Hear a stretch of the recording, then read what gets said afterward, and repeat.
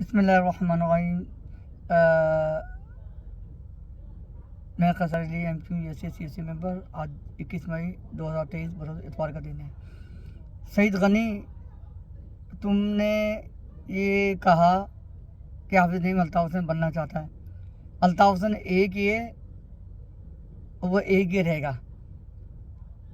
تم حافظ نعیم کو الطاف حسین سے مشابہت کر رہو، لانا تمہاری زندگی پر۔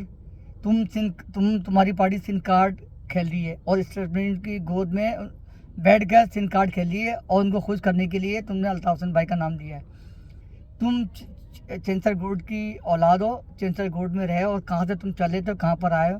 ہزار وال کے تم ہو، بغیرت تیرے پاس کھانے کی اوقات نہیں تھی، کچے مکان میں رہتا تھا۔ آج تو کراچی سے پیسہ کما کے، حرام کما کے، تو الطاف حسین بھائی کے بارے میں زہر افشائی کر رہا ہے۔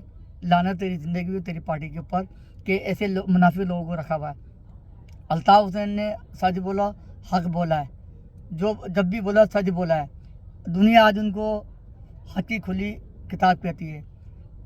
فکر، صبر، ضبط، تنظیم،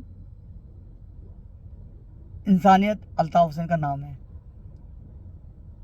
تم نے سندھ کا بہت کھیل لیا، بلدادی الیکشن میں تمہاری کیا اوقات تھی؟ اس میں بھی دھاندلی کرائی ہے۔ جتنے ووٹ تھے اتنے تو ووٹ پڑے ہی نہیں ہیں۔ تمہاری خواہش تھی پیپلز پارٹی سندھ میں میئر بننے کے لیے یا میئر لانے کے لیے، وہ تمہاری انشاءاللہ کبھی پوری نہیں ہوگی۔ الطاف حسین بھائی کو اسٹیبلشمنٹ میں دور رکھا۔